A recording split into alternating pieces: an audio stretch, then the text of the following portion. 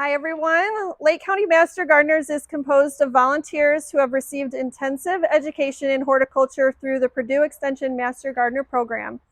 The mission and motto of LCMGA is helping others grow. Purdue Extension Master Gardeners offer a variety of services and projects for the benefit of the communities we serve, such as informational booths, educational events like these, as well as grants and scholarships. All of these activities are funded by our garden walk and plant sale, which Carolyn's going to tell you when the plant sale is.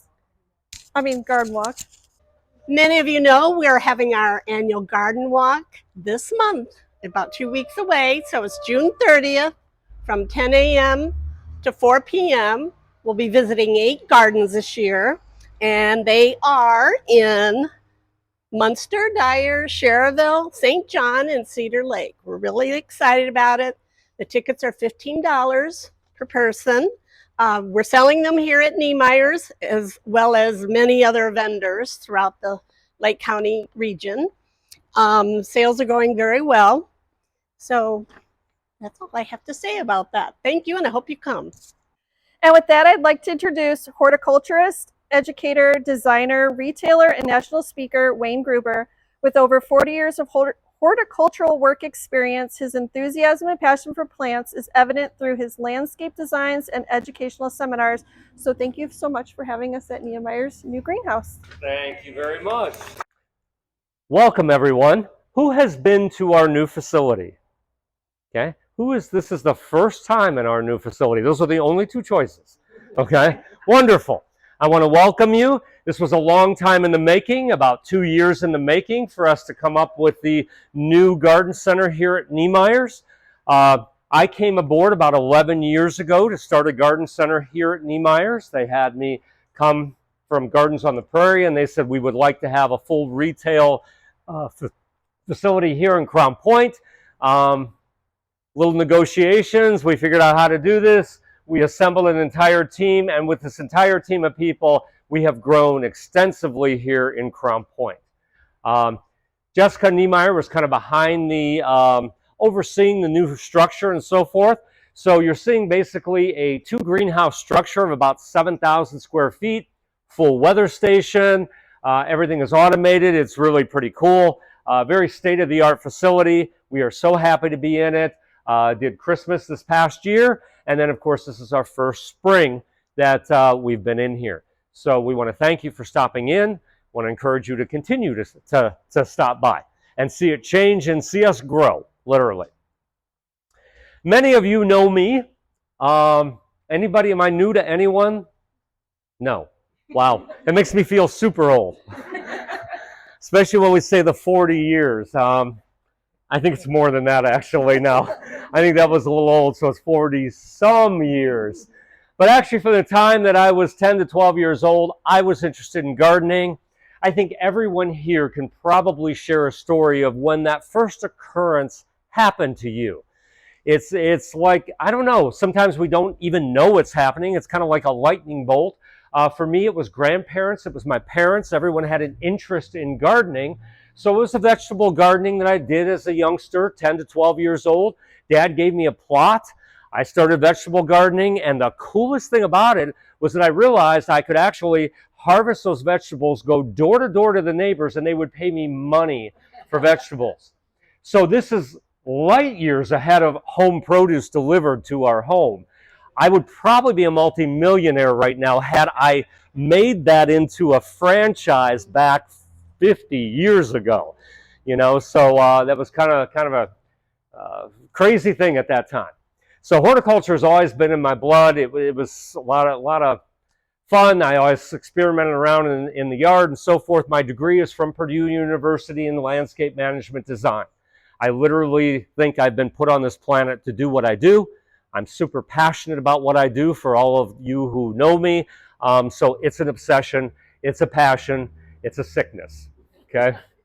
I just started paying my spring bill, and one of my employees looked at me because I just paid Niemeyer's about $500-600 for annuals for my yard. And they said, Wayne, you're going to throw all that stuff away. I said, here's how I look at that.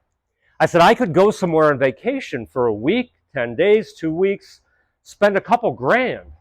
I said, here I spent $600 on my yard. I'm going to put it in. I'm going to enjoy it for 6 months. So this is a 6-month vacation for me. So I said, I love my yard and I love seeing these different things and utilizing the entire palette of plant material that we have available. So again, I think it's fantastic that you guys share this mission with other people. The Master Gardeners cause is good, spreading that word, providing information, and sharing the love of horticulture. So today we're going to talk a little bit about sustainability. Who can tell me something, a word, a phrase? What does sustainability in gardening mean to you? Anyone? Keep her going. Keep her going. Okay. Longevity. Much use. What else does sustainability mean when we're talking about gardening? Sustaining the environment. Sustaining the environment. Being kind of a steward to the environment. Not doing anything super harmful to the environment. Yes? Resistance to pests or whatever. Sure. Resistance. Things that are a little bit more pest-free. I think all of those things, to me, fit in with the sustainability movement. So many people simply run to the whole native thing. I love natives. We're going to talk and look at some natives today, natives, nativars. But it's more than just native and nativar plants. It's plants that are less taxing on our resources, that are not harmful to the environment. They're not invasive. Plants that grow together in a community. Plants that don't require us to water them on a daily basis or trim them on a monthly basis, things like that. So I think all of that is incorporated into what we consider sustainability in the landscape. I'm going to go ahead and pass these out to you. This is a little bit of, if you'll pass that back, a little bit of the outline we're going to talk about today, if you'll pass that back that direction. By definition, we have on here, on sustainability, is how to make human economic systems last longer and have less impact on ecological systems, and particularly relates to concerns over major global problems relating to climate change and oil depletion. In terms of gardening, it's not just about being green, but also about being responsible. Some guidelines in terms of being a sustainable gardener or gardening. First of all, shopping locally, so we're not traveling all over the world, using up resources to find things, but keeping it a little bit local. Looking for native plants and cultivars, which we would call nativars, that thrive in our own climate and conditions. Forgetting about the needy plants, going for low maintenance. If you notice how I titled this, it is the no maintenance, K-N-O-W. As gardeners, we know that anything living is not N-O maintenance, but it's about knowing maintenance, K-N-O-W. Don't use invasive plants. Right plant, right place. That's all about the Master Gardener thing. Because right plant, right place makes things more sustainable. When we put something that belongs in the shade in a shady spot in the garden, it takes less resources. It takes less time. So putting the right plant in the right place. If we put a plant that's only supposed to get 3 foot in a spot underneath a window, then we have less maintenance. If we put a gigantic burning bush, which is not only invasive as well as gets huge in front of that same window, now all of a sudden we're creating maintenance. We're creating something that is not sustainable. Using organic products, we just threw a few of the organic products. I had Alexis put them here. We're getting more and more into some of the different organics to try to, again, be stewards of the environment. One other thing I say about using chemical products, I do use some chemical products. I've been brought up in the industry, but I do it in a very reserved fashion. So in other words, if I have a problem in the landscape and it is on one particular plant, I don't spray my entire landscape. I take care of this one plant with the one problem. And I might try something really less invasive. I might take, if I have aphids on something, I might take the hose and try to just blow them off first. And then if it becomes a problem, then maybe use a little bit of a pesticide on that one particular plant, but using it very cautiously. Sustainable plant characteristics, we talk about things like natives, again, good for the environment. They create biodiversity, they support wildlife. Learning about plant characteristics, so knowing how large a plant really gets, knowing the conditions that it grows in. Once established, they require minimal water or use possibility of using drought-tolerant plants. Here's one more concept. I have people coming into the garden center for a drought-tolerant plant. Let's use Rudbeckia for an example. Very full plant in a container. We go plant this. Then 2 days later, I have a customer come back and telling me that it's wilted and it's dying. Then I say, well, did you water it? The response is no, because it's drought tolerant. Okay? Drought tolerance takes some time. Okay? We have to put it in and be a good steward of this plant, possibly water it daily, every other day, get it established. Once established, and I like to think of the critical time period for that as a minimum of 4 to 6 weeks, where we have to really care for the plant. And it could even be the next season. And at that point, it's going to become drought tolerant. It's established, it's got a nice root system, and we're going to need to water it very, very little. But initially, all plants are going to take quite a bit of water to get them established. We know that as gardeners. Again, the low maintenance stuff, there is no such thing as a plant with no maintenance. Okay? I just had a discussion with someone who was purchasing a plant and said, well, it had a brown spot on the leaf. I look at my arms, I look at my body and say, wow, I wish my skin was perfect. I wish I didn't have moles. I didn't wish I had these strange growths on my body. Wow, that'll be nice on the video, won't it be? We won't get too up close and personal with that, but we're living things, everyone. We're all living things, and so are plants. There's blemishes, there's flaws in plants. They're growing things. They aren't meant to be perfect. So we have to get over that.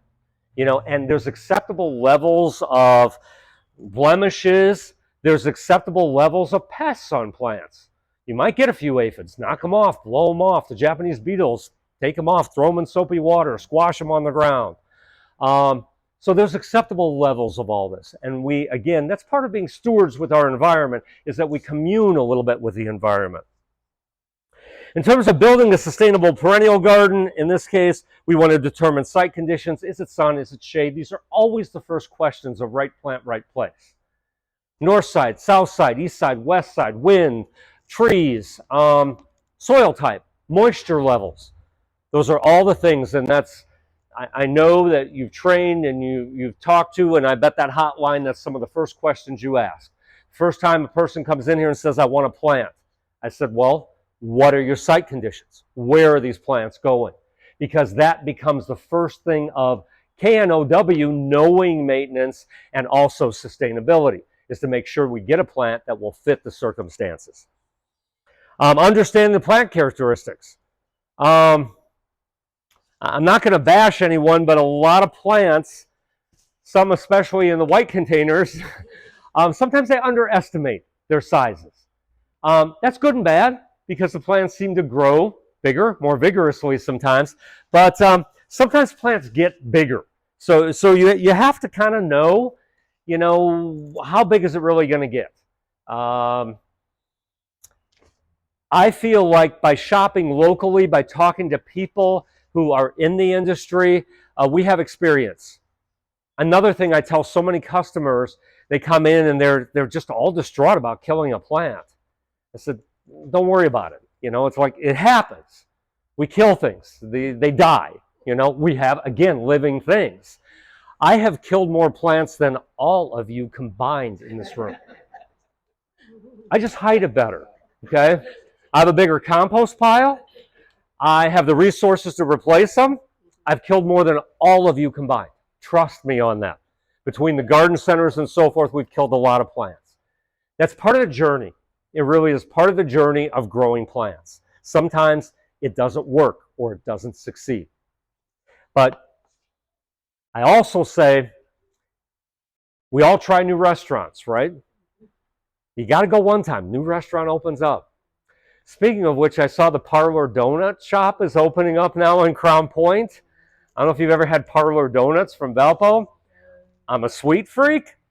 Parlor Donuts is really great. I'm going to need them as a sponsor, by the way. Okay? They need to sponsor every lecture we do so that everyone could have Parlor Donuts. Okay? Anyways, I don't even know where I was going with that. Well, let's get back on board here. Again, determining your site conditions, understand the plant characteristics, design your garden. You could do it in segments and then multiply that segment and continue that segment. Kill off the existing vegetation, your choice on how you remove that vegetation.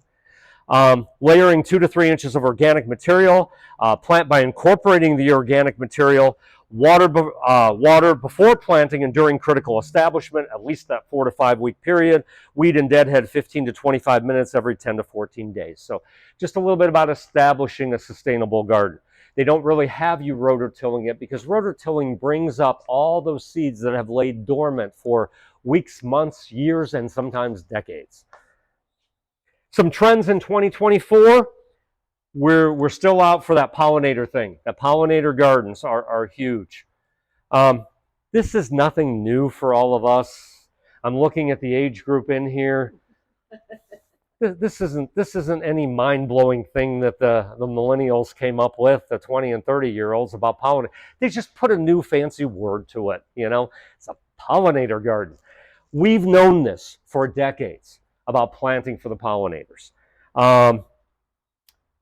Planting the natives and nativars, small space container gardening. So there's a whole bunch of different things that are still trending that we have done. Also planting the natives and nativars, we're still going big on that in 2024.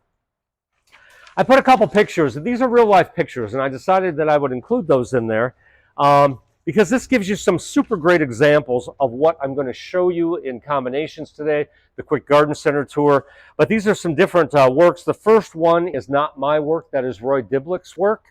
There in the top left-hand corner. On the top right-hand corner is a garden at my church, at St. Matthias Church in Crown Point. Very sustainable combination. And you can even see in the background there's a hydrangea there. And we'll even talk about the hydrangea group that I feel is in that sustainable group. And this happens to be a quickfire or a little quickfire hydrangea in this group. Down at the bottom left is a mailbox combination that takes salt, that takes the mail lady running it over once or twice a year.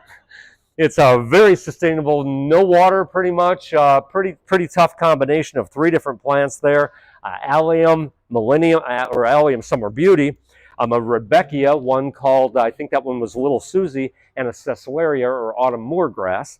And then on the right-hand side is what I call my hell strip next to the driveway.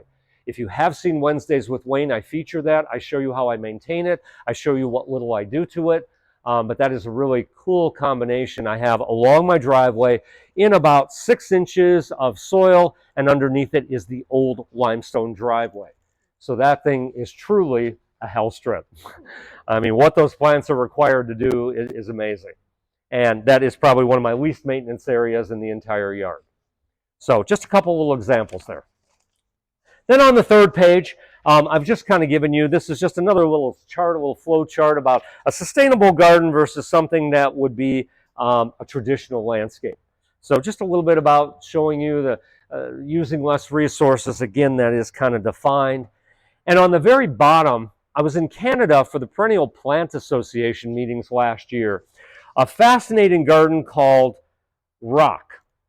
And this garden, they used to do high impact annuals, bulbs, seasonal changeouts. So a lot of taxing on the resources. They converted it to what I'm going to talk to you a little bit more about today, where it's not just using natives and nativars, but it's using sustainable plants, it's using conifers, it's using a whole group of things that, again, are a little more sustainable and a little bit less maintenance. So that's really what that particular botanic garden was all about in Canada. Beautiful place. So let's start real quickly and let's do a quick walkabout in the garden center.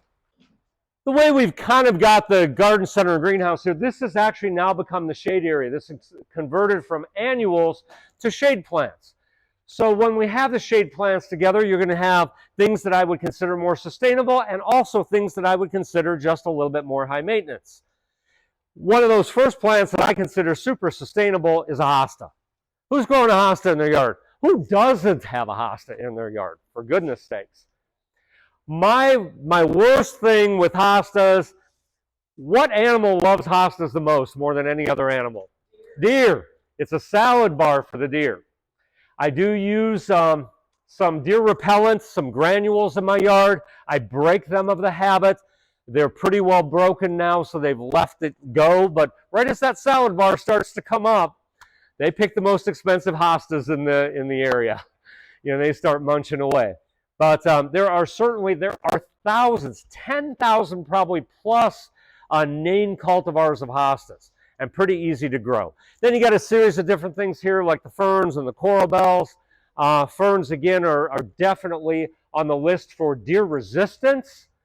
You'll notice a lot of ferns. You'll notice hellebores on the top as well. Hellebores or Lenten roses are some of my absolute favorites.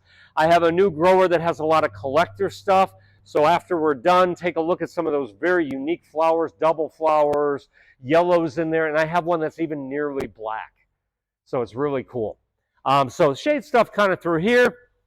I got a little patch right here of all natives. Is anyone here pretty strict, hardcore native? Used to be. My drawback to that, I love the native plants. Don't get me wrong. But to have an entire garden of natives, to me, being in horticulture, having trained and having 40 years of experience, I need that little bit of stimulus outside of just the native world. I need those cultivated plants as well. So I believe in, again, combining all those. So this is strict natives. You see the flowers are a little bit shyer. You know, they're not quite as full. There, to me, is quite a misnomer. There's some people who say that pollinators only go to native plants. That is not true. Most flowering plants are attractive to pollinators. Sometimes they become so complicated, those flowers, that they can't get the pollen, but that's rare instances. Most flowering plants are going to attract pollinators. Butterfly weed is probably one of the most popular of those, so loving the butterfly weed in there. And again, some of the echinaceas. You've got New Jersey tea here blooming, which is kind of fun there as well. Some ferns. The straight Baptisia australis and Baptisia, they've done a lot of cultivars. And again, I have no problem with taking this plant, developing a little bit, and having some native cultivars, which they term as nativars in the industry. So they've got a little more compact plants. They've got different colored flowers to them, and the pollinators love them. Okay, all around. So a little bit of section here of some of the native stuff. Let's go ahead and walk through and right around the garden center here. Annuals, I do believe that color from annuals is just necessary. You know, we've got something here now that can add to the garden for 6 months, frost to frost, and give us a splash of color. And you can always do certain things, this angelonia, the salvia, the hummingbirds. Again, some great pollinator stuff along with the annuals, and just giving you some of that extra color. Lantanas. I absolutely love lantanas in the garden, have lantana trees, but this is truly the butterfly magnet. You know, they love lantanas, and lantanas are easy. And talk about sustainable, once established, they're pretty drought tolerant. So some great stuff along the annual line as well. And that, again, can enhance our garden and just fill in some of that color in between our perennials and our natives and our nativars. Let's head outside. When we think about things like evergreens, I don't know, we put that in the back of our mind. We're always looking at flowering stuff. We're looking at all these other plants. We go through, well, it can be starting in November, December, January, February, March, depends on how the weather goes, a minimum of 5 months of dormancy. And there is a lot of beauty about that dormancy, but if you're in the horticulture world, I'm still looking for some stimulus. So I do leave some plants on with dried flowers. I leave my ornamental grasses up during the wintertime because there's a sound to that. There's a beauty in that, in those tans and amber colors of that stuff that's left up. But the evergreens fill that void. Now, if we're talking about sustainability, I don't think of a boxwood as something really sustainable. We're trimming it, we're taking care of it a lot. It's a great plant, broadleaf evergreen, but I don't think about that in terms of sustainability. I don't think of things like yews as sustainable necessarily. But when it comes to weird and different things like the dwarf conifers, so here we have a group of plants that grows very slowly, that once established, again, don't really require a lot of care. So I throw that whole group of some of those dwarf conifers within that group of sustainability.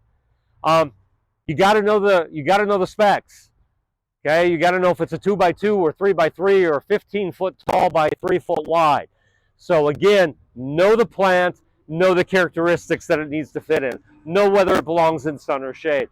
So you're seeing a lot of interesting, weird conifers throughout the background.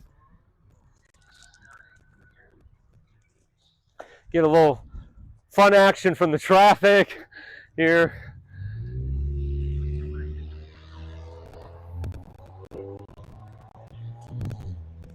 When it comes to roses, I think of a lot of the roses as not necessarily that sustainable. However, again, if we take that group of roses and go to the shrub type roses that are bred for disease and insect resistance, things like the Oh So Easy series, the Drift series, now we're becoming a little bit more sustainable. It's one of the few groups of plants that's more shrub-like that we can actually get blooms from June to almost frost, with return again of the plant as being perennial or shrubby in nature. So the shrub roses do kind of fit a little bit on the far end of that sustainability scale. The ornamental grasses, I think, are very logical, a very, very logical fit within the sustainability. But again, we've got to be careful with ornamental grasses. We want grasses that are clump forming and not necessarily rhizomaceous, spreading through the garden and taking over the garden.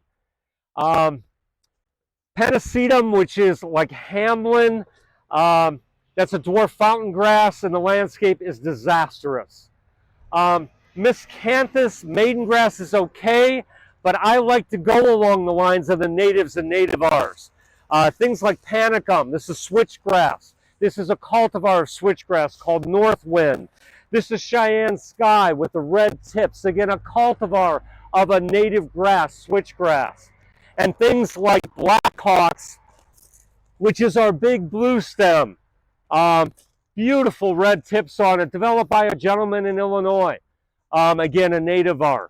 Brent Horvat came up with this plant, Blackhawks. Beautiful plant in the landscape. There's also little blue stem as well. As we pass through here, fun in hibiscus land. This is a fun plant, but you know, I wouldn't necessarily consider that sustainable. Comes up with the big gigantoflowers. I do want to mention, though, the panicle group of hydrangeas. So when I said earlier about a certain hydrangea being somewhat sustainable, that's what I think of the panicle group. This is not the group that has the big showy pink or blue flowers that requires acid, that requires a lot of trimming. It requires amending the soil. It requires a warmer winter environment. The panicle ones can tolerate our environment. The zone 3, zone 4 reliably bloom every year. Love the panicles for winter interest. They start blooming in June and go to frost. And again, I leave those panicles up for the winter time.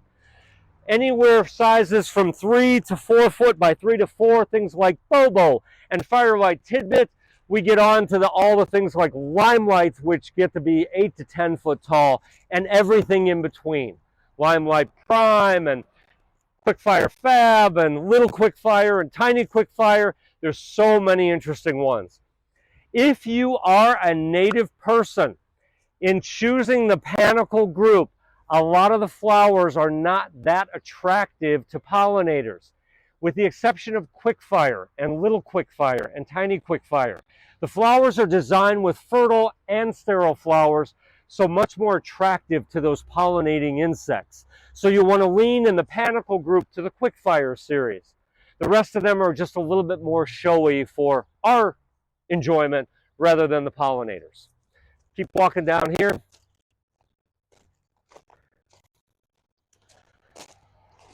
This to me is just like high maintenance city, the big leaf for macrophylla types. I don't know if you've seen this, but this was, again, for a guy in the industry for 40 years. When they come up with something new, this is the first dark leaf macrophylla hydrangea. It's a collector plant in my estimation. I don't really think we're going to see this repeat bloom in our environment. I do have my first one. I'm experimenting with it. I put it in a lot of shade to see if this purple foliage would still come out. It has. The plant is a little smaller than the first one I planted. It is forming buds. So there is hope for this. But this is in the macrophylla group, or macrophylla group, and it is kind of exciting. This one's called Eclipse. So here's how I take this. The new restaurant opens up. You go there for dinner. You could spend 30 bucks on a meal. It depends on the level of restaurant. You can spend 100 and something on a meal. Go there and enjoy that meal. Put it in the ground. See how it performs. You might go a second time and do it. When you go for that meal, you're spending 50, 100 bucks if there's drinks involved. You got 48 hours with that meal. Okay? Why the hesitation to spend 50 bucks on a plant because it may or may not live? Spend the $50. You're going to at least get a season out of it, and that's a lot more than 48 hours. Okay? Get the season out of it, enjoy it, and see what happens. If it works, come back the next year. Come back the following year to that restaurant and put more in your landscape. But experiment. Don't be afraid to experiment with some of this stuff. That's the only way you're going to find out if some of these things perform. When I told you I kill more plants than all of you, that's why. Because I try them all out. I try them in sun and shade. Sometimes I put them where they're not supposed to belong. I decide to pretend like the consumer, not do any kind of preparation, just shove it in the ground. Sometimes I water it, sometimes I don't. You know, I'm going to experiment. I'm going to try to expose it to all those strange things and then see how it performs. So, but that's a fun one. Weigela category, I'm loving the Weigela category. This one I really like, Midnight Sun. I consider Weigelas to be a little bit sustainable as well. If you've seen the lawyer's office down here, have you passed by on Summit and Old Maryville Road? I designed that about a year ago, and I used these. There's some interesting plant material there. I used a lot of sustainable plants in that landscape. That's really a good living example of sustainability with landscaping. So take a look at those. Nice performance, 18-inch by 2 to 3 feet. They say 18 by 18. I think that's very conservative. I think this is a 2-foot by 3-foot plant. Midnight Sun, but look at the coloration. It's just beautiful. So again, in the hydrangea group, if we're looking at sustainability, the smooth hydrangeas, these you cut down to just a few inches above the ground. A lot of fun here with Incredible, the Annabelle, some of the pink series of Garnett and Invincible Spirit, and quite a few of those. And then if you're in shade, the Oak Leaf group, a really nice group in full shade. You know, pretty sustainable group when established, again, knowing the pruning and knowing the maintenance. I think we're just going to circle back around and go through here, and we'll talk about some of these combinations. In here, you're seeing a lot of the different perennials. We do have a perennial sale coming up in a few days that we're doing $3 off perennials. If after the lecture you should decide, this is commercial break. But tonight, if you do want to buy a few perennials, we'll extend that $3 off. I said that would be a fun thing to do if you want to pick up a few things that we talked about today. Okay, come on in. Again, perennials for sun all throughout here. A lot of cool stuff. Again, I'm going to show you some of my favorites inside. When Allium came out, I said this will be a hit, and it surely has. It really has been a super sustainable plant. You know, this again is coming from the root. This is not the bulb type. This doesn't get the really tall, huge flower. The flowers rise just slightly above allium. I love in combination, in sustainable combinations, I'm using a lot of Calamenta. This is either Montrose White or subspecies Nepeta, whatever. Calamenta does get a good size. Scratch and sniff. If you're allergic, please don't touch the plants. Isn't that nice? Yeah, very, very minty. Does not spread like a mint though. It is a cluster. It is a group. You know, it's nice. You know, it doesn't. You can pass that back even. I also like to use prairie drop seed. I like Tara as a little more compact form. So here, Sporobolus heterolepis is the native. Tara is a cultivar of the native, or what we're going to call a nativar. And I like it because it's just a little bit more compact than the species type. Okay, and again, in combination with this, offering some interesting texture with it, we got that white blooming of the Calamenta. Talk about a pollinator magnet. Calamenta is one of those plants that is blooming from June to frost, and the bees cover it. People get all freaked out in the garden center. So, you know, a lot of times customers come to me and say, I want beautiful flowers, but I don't want bees. And I say, what is wrong with you? Because you can't exist on this planet without the bees. So get used to it. It's okay. Don't bother them, and they will leave you alone. They're far more interested in other things. A lot of times people will like to combine something a little earlier blooming with this combination, so some of the salvias work with that. This one's really a pretty color, this Rose Marvel. You're seeing a little bit more compactness with some of the salvias. So again, some of the salvias are kind of fun to put in with that combination. Stachy's Humilo. Stachy's is betony. So another interesting sustainable plant that I've used in combination again with the Millennium, Calamenta, Prairie Drop Seed kind of combination. What color flower is it? This is pink. It's a really bright pink. Alexis, you want to grab one of those from we forgot to get the one that is actually blooming. In terms of the alliums, there's some fun things, serendipity. So they're coming up with some new ones that I really haven't tried. Lavender Bubbles. Who would not want something called Lavender Bubbles? And then this one is kind of fun. This is Bubble Bath. Okay. And then I think we also got one called Bobblehead in. Okay. Some cool names. A little wider leaves, a little more twisted, a little more blue foliage. You know, we're starting to cut hairs here a little bit. But alliums in general are a real good sustainable plant. Sometimes I have thrown a little bit of yellow foliage. This is an oregano. This one's called Drops of Jupiter. My only drawback to this, when it gets really tall, it does splay. So sometimes, you know, it's kind of laying in the garden. You can, with perennials, so many times we think of, well, we can't do anything about that. Cut it back. Experiment. Cut it back to just a few inches. Let it regrow, and usually when it does regrow, it'll start to be much more manageable, much more behaved on second time around, and you're not hurting it one bit. We just don't think about cutting back perennials in many cases. There's a little bit of our stackies in bloom. Yeah, just starting to come in bloom. Yeah. So again, that's a fun combination there. Sometimes coneflower can fit in just about any type of combination. There are a lot of these wonderful colors. This one's called Firefinch, which is a little bit more red. This guy's a little bit more yellow. This one is Polynesian Yellow. Yeah, Polynesian. Kind of fun. The coneflowers, if you think about coneflowers, it's more of a prairie plant. We like to overmanage a lot of things in the garden. So if we're doing a sustainable garden like this, we're gonna be a little more cautious on the amount of fertilizer we put in. It's not going to be irrigated every day because these plants aren't going to do well, and we're certainly not going to put 2 to 3 inches of mulch over the top of the beds, because now suddenly we're putting plants that are a little bit more prairie-ish sustainable in a very cultivated, highly managed area, and that's sometimes the worst thing you can do, because people will think that they're doing good to the plants because I'm watering it every day and I put a whole bunch of mulch on it, where in actuality they want some neglect.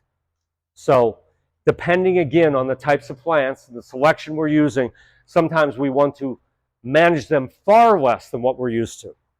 Another plant, I was so skeptical of this, and I, again, love to try new things, but we were at Walter's Gardens. I'm heading there again this coming week, so you'll see a video, Wednesdays with Wayne, from Walter's, actually, some of the new plants. This is an Artemisia. Anybody who knows Artemisia, it's like the devil. It's like once you have it, it spreads all over the garden. It's like crazy. They promised me, and it looks pretty well behaved, that it doesn't do that. Okay, that it stays much more clump forming and not spread by rhizomes and spread all over the place. So I'm kind of excited about the silver foliage. This one's called Silver Lining. It looked good in the garden at Walter's. I'm going to go back this year, and I'll let you know. Okay. But right now we finally got them in, so and it's looking pretty well behaved, but interesting silver foliage, and should be pretty sustainable. You know, again, it should not need to be highly managed at all. Along those same lines of a little bit of that silver foliage would be the Russian sage. And Russian sage, I like the cultivars that are a little bit more tame, like denim and lace, you know, that are not quite so tall. Sedums fit in many, many combinations, and let me digress to this, that certain situations, if we have a dry situation, I put a little dry combination. In the dry combination, I wouldn't hesitate using some of the ornamental grasses. Again, this is a cultivar of the native, Cheyenne Sky. This was Black Hawks. Again, big blue stem, so that's kind of a cool combination. You could throw the Russian sage in there. Again, it's on the dry side. I think even the Silver Lining could be combined with that. Then, of course, the groups of sedums. I'm liking the sedums that are a little bit more compact, Pure Joy, Pride and Joy. Some of these are just a little bit more compact. They don't splay. Yarrow, they've come up with some new yarrows. One cool thing that they're doing with yarrows, after the blooms fade, they don't really look dead. They look aged and antiqued when you have the dried flowers. Okay, different way to look at things. I don't know if that's just a term or... it's just like the hydrangea flowers. I don't consider that dead flowers on a shrub. It's dried flowers with winter interest, okay? So the flowers as they age are a little bit more antique-y on a lot of the yarrows. And the yarrows, they're not spreading like crazy, but they do spread. You know, they do form a clump. And then I threw in this one Heliopsis Tuscan Sun in with that dry combination too, once established. So kind of this yellow of that Tuscan Sun, along with the yarrow, possibly an ornamental grass, a little bit of the purple with the Russian sage, pink for late blooming of the sedum. So kind of a cool little combination there. Let's shoot over here to some shade stuff. We talked already about hostas. Autumn Frost, I love this little hosta. This one is just like the right size for most cultivated landscapes. So it's like, I don't know, 16, 18 inches, I think, tall and wide. They say 12 inches. I would say about 12 to 16. Just kind of beautiful variegation to it, and just a neat and tidy hosta. And again, we have all kinds of colorations. This is Diamond Lake, which is more blue. And again, some of these, as they age and the foliage gets larger, they get even more beautiful. But 10,000 hostas easily to choose from. In the shade combination, again, if you've got a deer issue, go with some of the ferns. This is a beautiful one. This is Crested Surf. This is in the Japanese Painted series. So look at that foliage color. Look at the overlays of the silver on it.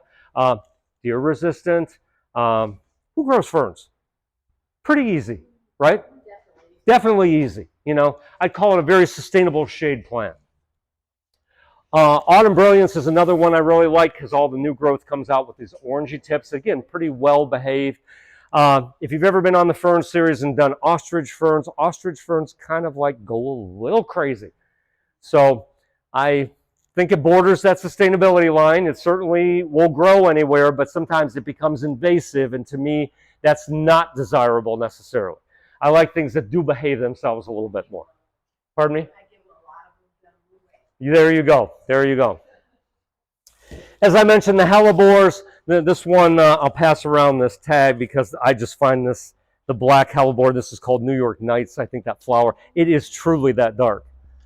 You know, so you've got a lot of fun combinations. This one's a double pink. And again, we got all kinds of crazy hellebores are a little pricey. But for those of you growing hellebores, you know you can get a nice, sizable plant. It takes time. You've got to be patient with hellebores. Mine started blooming, I don't know, late February this year. And somebody said there's still some remnants of flowers on them. Absolutely. Long, long bloom period. So great, very sustainable plant. If we want to combine some grasses, there are sedges that can be combined in the shade. This is ice dance sedge. There are all kinds of sedges. Forest grass, this is Hakona cloa, all gold. I love this chartreuse foliage combined with hostas, the ferns. What great texture and what great color in the shade garden. People tell me so many times that they want a lot of color in the shade garden. Well, think outside the box and realize that the color is coming from more foliage than it is coming from flowers. So you got to go a little bit beyond that. Get that flower thing out of your head. The one flower that actually there's a few flowers. Pulmonaria, lungwort, is a great one to bloom in the springtime, but just a few weeks. Many people are not familiar with Bergenia or pig squeak. This is a new ruffled leaf one.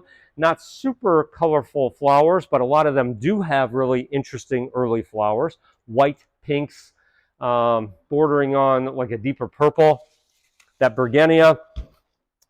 A shrub that I've used a lot in shade is Fothergilla. And Fothergilla is not that common, and I've taken this blue form of Fothergilla, blue shadow, because I love the interesting bluish cast to the leaves.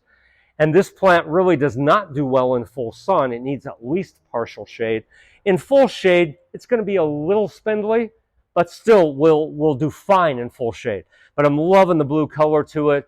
Has these cute little like test tube cleaner looking flowers in the springtime. And then we'll go through a series of changes from yellow to orange to red for fall color. So here's a plant that's going to get up about 4 foot tall. Okay. But great contrast with some of this other stuff, some of the other foliages, just some cool stuff. And the ferns and the hellebores, loving those shade combinations. And then one plant that sometimes you go to the restaurant and it was really bad. And 20-some years ago, Spigilla was like, okay, I'm paying a lot of money for this plant. Everyone's talking about how adaptable this plant is. Sun, shade, wet, dry. It can take anything, and I killed them, okay? I don't know if they've changed the breeding up a little bit or just the way that the plants are grown now, but I'm having great success with Spigilla. What's the common name for Spigilla? Thank you, Indian pinks. I can never remember the common name to it. We're so stuck on that. You've got a redhead here. You have a Raging Cajun, which is a little bit more orange, and you're seeing a few more of them come out. This is one restaurant you need to go to, okay? Bloom time is easily 4 to 6 weeks, at least. It could be up to 2 months. I have this in almost full shade, and I have it in morning sun. I have not really grown it in full sun, but it does say sun to shade. But I think this is a full sun, and you're doing well. Beautiful. Happy to hear that. Yeah. Most of mine are getting a little afternoon shade. Yeah. 18, 24 inches maybe. And they just keep, okay. They keep blooming and blooming, they do. So really, really cool plant to try. I'm thinking most of these are just about 18 inches. Let me see what the specs say on there. Someone's going to have to help me because my glasses are not on. Is that 12 to 18? 12 to 18. Thank you. Yeah, so perfect garden height. Really cool plant to try. Let's see a few more things. On a wet situation here, I threw the Itea in for a wet situation along with iris, the Siberian iris. Your bearded iris don't like it overly wet. The Siberian can take it pretty moist. Turtlehead, fun plant, later blooming. A good plant that, again, can take part shade or wet situations. They're fun flowers. I like the flowers you can, like, push the side petals and they look like little turtles talking. That's fun for the video, isn't it? Sanguisorba, I just love the name of Sanguisorba. This is one called Little Angel. Can take quite a bit of quite a bit of moisture. This is a variegated form, very much underused. Burnett is a common name for it. Dana says it's ugly, and the only way it sells is if I talk about it. I have it in my yard. I like it. It's fun. It's a fun little plant, Sanguisorba, and it's got a great name to it. Love the Sanguisorba. And again, on a wet situation, actually, you can use a lot of the hibiscus on the wet situation. These, the big tropical hibiscus. Walters has done an amazing job with breeding on these to the dark foliages, the huge flowers. It's called indeterminate blooming. So the indeterminate blooming, you're going to get these branches on it, which actually will form flowers, giving us probably an extra 2 to 4 weeks of flowering versus your common everyday hibiscus. So a lot of great plants there, 3 to 4 foot tall and wide. You can get the purple foliage, you can get the green foliage. I'm experimenting with mine at home. If you've ever had them and had a lot of wind, sometimes you get breaking of the branches. So I went through and cut them all in half just about a week ago. I cut them all in half at a joint of leaves. So I'm going to let them branch and see if that prevents some of that wind shear. It's pretty windy by my house. So I think I'm going to get more flowers by doing this because I'm going to get the even more branching, and I'm hoping that I get less breakage on some of them. So again, just a few other, I'm just going to talk about a few other plants here real quickly. Rudbeckia, black-eyed Susan. Here's a lesson in cultivars. If you're still thinking of planting like gold sturm, take it off the map. This is one called Gold Rush. Again, this is one of Brent's plants, but you know how they get that leaf spot on them and they look like fire went through. This plant does not get that. Okay, so Gold Rush is the cultivar. Gold Rush, Little Susie also is very good. It has more of this longer hairy leaf than the typical gold sturm. So cultivars are sometimes extremely important and improved. Fall blooming stuff, again, don't forget things like your sedums, your asters. Don't forget your pollinator plants like bee balm. They've come a long way with bee balms. Spreading a little bit less, a little more compact, beautiful flower colors. Veronica, I'm into Veronicas right now. Anybody growing Veronicas? Okay. The newer varieties, the first Veronicas that came out were not good. They lost all their bottom leaves, a lot of fungal stuff on them. But these newer Veronicas are much more disease resistant. I just think the bloom time is crazy on them. You know, and if you do a little bit of deadheading with them, you'll continue that bloom time. Yes, the colors are vivid and bright. This is a pink, this is purple. There's blues. Yeah, a lot of.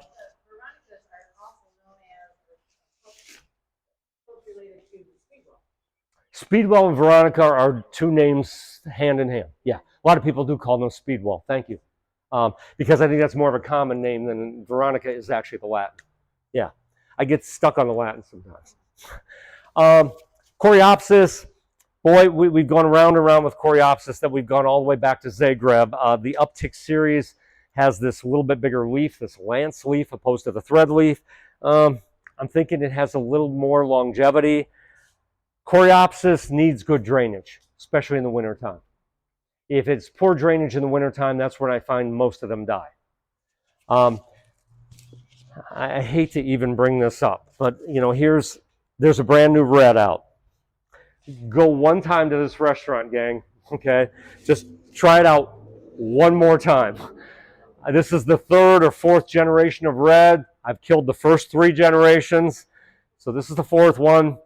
Not a lot of hope, but yet there's still that adventure horticulture side of me that says, I got to find a red. I got to find a red Coreopsis.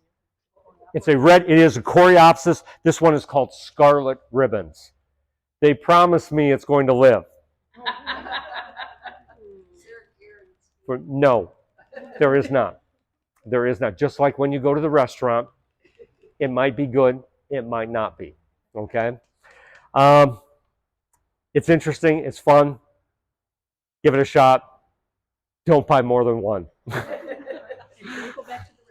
Yes, and then you don't go back if it's no good. But they've got this, the red, which is really cool. This was the old Zagreb, which is typically just the yellow flower. This one is so hardy. It's been around for decades.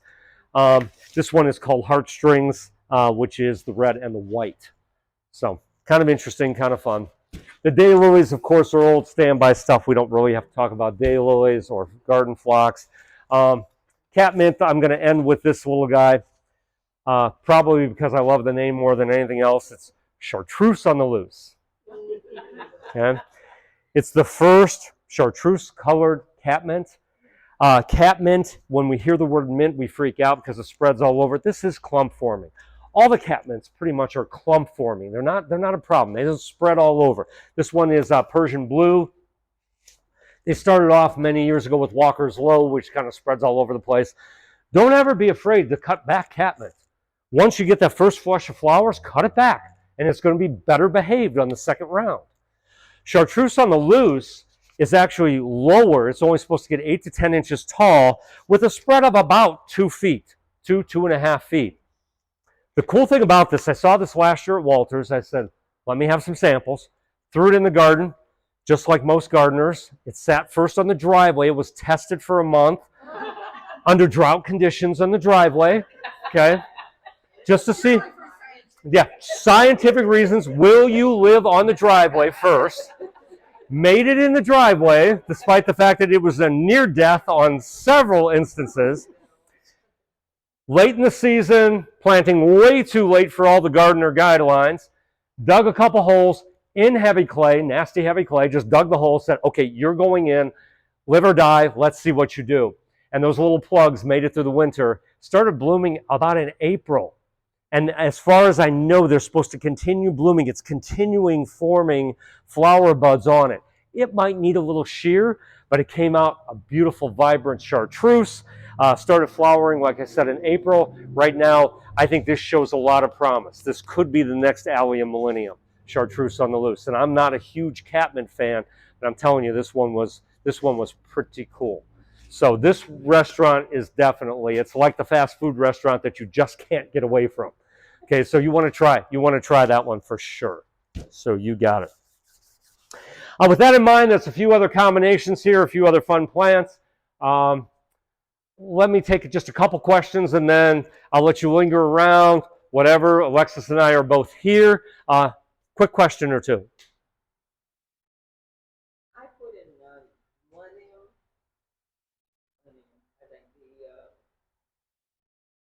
I think those things. Yeah, the Allium Millennium. The allium, yes. Yeah. I put them in 2 years ago, and this year I noticed I'm getting Little baby seedlings. everywhere. It I thought, oh, this is cool. It's cool and it's not cool. I don't see it 100% of the time. The heavier and worse your soil situations, the less it spreads. Let me tell you that first. The better your garden and the soil situations, I seem to see a little bit more. I hope this is not a problem, okay? Well, I'm pulling it out. Maybe I'm going to plant it elsewhere. That's fine. That's fine. But do keep an eye on that. You know, I haven't seen, we've had it, since it was developed, we've had it in situations. I have not gotten a situation that I said already, I should have never planted that. But there can be a little bit of spread, and I find it more in the best garden soils. Yeah, you got it. You said that the Father Gilla? yes, you said it's 4 feet tall. Yeah. Yes, about 4 foot tall, about 4 foot wide. Sorry, about 4 by 4. Yeah. Mm-hmm. That's a fun plant. That's really an interesting plant. Yes. This? No. Here's the fun concept. Haiti is native. Native Americans settled the country. We don't call them invasive. Okay? We call them indigenous people. Okay? Indigenous plant, you can look at it two ways. Okay? Being that it's a native and it spreads, we say it colonizes. You don't like it spreading and it takes over the garden, you call it invasive. Okay? So this guy spreads a lot. Okay? And can be a little bit of an issue. This guy is pretty much all centralized. The Father Gilla is just shrub. A few suckers come up. I've never found it to be. I've had one in the garden for 25 years. And yeah, it formed a little bit of a clump, but nothing that I felt was invasive at all. Yeah. Do you have a different story? Father Gilla Gardinii? Yeah, dark green leaf. Okay, just took over for you. It tries to. Okay. I know you take very good care and you push the limit on a lot of your gardening as well.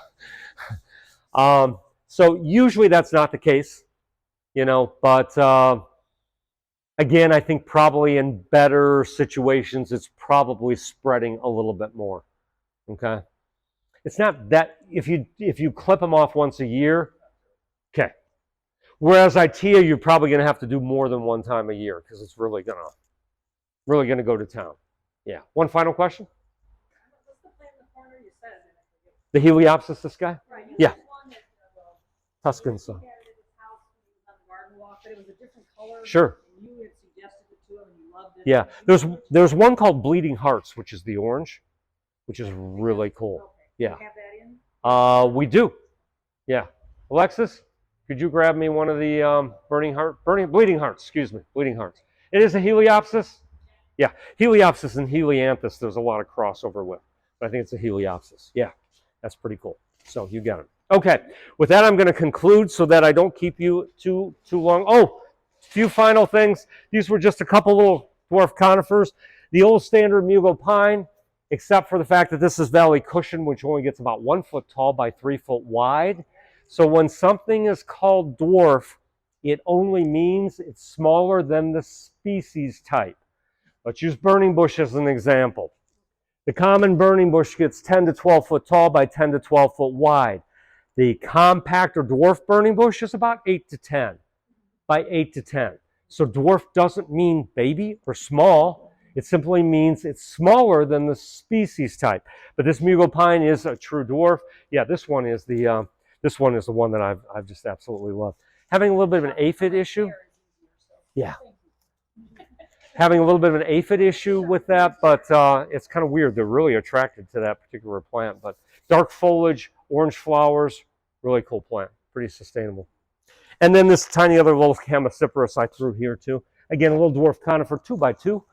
What fun is this for low maintenance? I mean, he's just, I don't know. You got to touch him. You know, he's just like one of those things. It's like, wow. A Chamaecyparis, which is a false cypress. This little guy is called Butterball. He's so cute. Little growth. Remember, when something's small and cute and grows slowly, it also has a high price tag.